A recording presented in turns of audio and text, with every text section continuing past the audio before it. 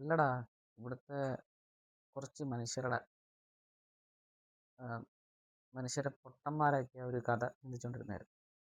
കഥയല്ല, തുടരുന്ന ഒരു ഒരു സംഭവങ്ങൾ അത് ചിന്തിച്ചുകൊണ്ടിരിക്കുകയായിരുന്നു.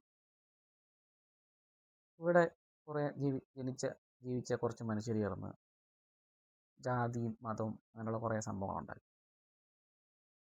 പിന്നീട് രാഷ്ട്രീയക്കാരുണ്ടായി. രാഷ്ട്രീയക്കാരെ നോക്കിയപ്പോഴത്തേക്ക്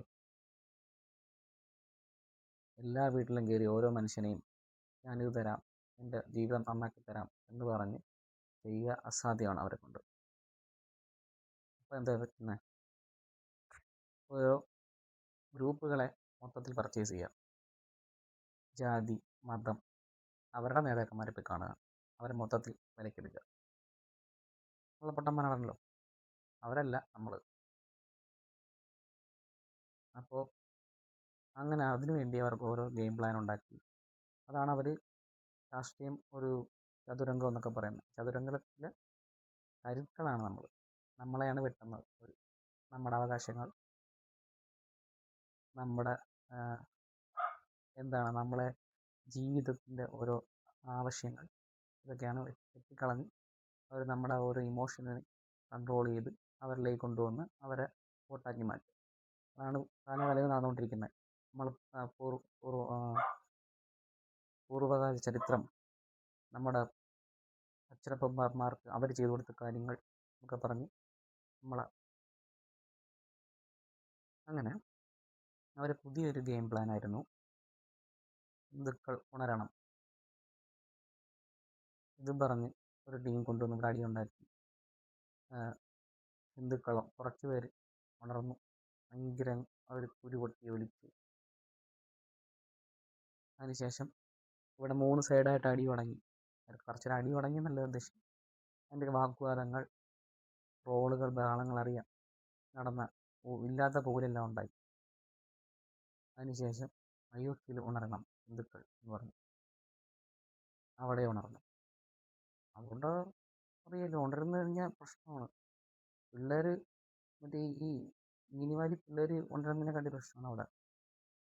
അങ്ങനെ ഉണർന്ന് ഇല്ലാത്ത അടിയും ബഹളവും എല്ലാം ഉണ്ടാക്കി. അതിനുശേഷം അയോധ്യ പണിതു, എല്ലാം നടന്നു. ഈ ഉണർന്ന് അടിയും ബഹളം ഉണ്ടാക്കി പോയി ഉറങ്ങിക്കിടന്ന സമയത്ത് അടിച്ചുകൊണ്ടുപോയി. ആരെയാണ് പൊട്ടന്മാരാക്കുന്നത് നമ്മൾ ചിന്തിച്ച് നോക്കണം. ഞാനിവിടെ പറയുന്ന രാഷ്ട്രീയമോ ജാതി മതമോ നമ്മുടെ സ്വത്വത്തിനെ കുറിച്ചല്ല. നമുക്ക് കിട്ടുന്ന ചെറിയൊരു ലൈഫ് ടൈമിൽ നമ്മൾ എന്തൊക്കെ കാര്യങ്ങൾക്ക് വേണ്ടിയാണ് സ്പെൻഡ് ചെയ്യണം എന്ന് നമ്മൾ ചിന്തിക്കണം. വേസ്റ്റ് ആയിട്ടുള്ള ഇതേപോലെ കാര്യങ്ങൾക്ക് വേണ്ടി എത്രയോ മനുഷ്യർ ഇതിനകത്ത് ഒരു പൊട്ടന്മാരെ പോലെ ഇതിനു വേണ്ടി വേറെ ജോലിയും കൂടി ഇല്ലാണ്ടായിരിക്കാം, ജീവിത ലക്ഷ്യങ്ങളില്ലാത്തതുകൊണ്ടായിരിക്കാം ഇതുപോലെ ഇനിയും പ്രശ്നങ്ങളുണ്ടാവും. അപ്പം എന്തിനു വേണ്ടിയാണ് നമ്മൾ ജനിച്ചത്, അല്ലെങ്കിൽ നമുക്ക് എന്താണ് ജീവിത ലക്ഷ്യം എന്ന് അവർ മുൻകൂട്ടി തീരുമാനിച്ച, അല്ലെങ്കിൽ ഇതല്ല നമ്മളെ മുന്നോട്ട് നയിക്കേണ്ട കാര്യങ്ങൾ, ഇതെല്ലാം ജീവിതത്തിൽ ചെയ്യേണ്ട കാര്യങ്ങളെന്ന് നല്ല ബോധത്തോടെ ജീവിക്കുക. നമ്മൾ യൂസ് ചെയ്യാൻ രാഷ്ട്രീയക്കാരുണ്ട്, പല ആൾക്കാരുണ്ട്. ഇവിടെ ജാതിക്കോ മതത്തിനോ രാഷ്ട്രീയത്തിനോ പണത്തിനോ വേണ്ടിയൊന്നും നമ്മൾ ചാവേണ്ട ആവശ്യമില്ല. പണം ഉണ്ടാക്കാം, കാര്യം പണമില്ലെങ്കിൽ നമ്മളെ ഭാര്യ പോലും നമ്മളെ മതിക്കില്ല. അതിന് അവർ വായിരിക്കുന്നേക്കാൻ വേണ്ടി പണം ഉണ്ടാക്കണം. അത് ന്യായമായ കാര്യം, ഞാനും അത് തർക്കിക്കുന്നില്ല. ബാക്കിയെല്ലാം എന്താണ്, ബാക്കിയുള്ള കാര്യങ്ങളെല്ലാം നമ്മൾ ലൈഫിൽ നമ്മൾ രോമത്തിൽ തൊടാൻ സമ്മതിച്ചു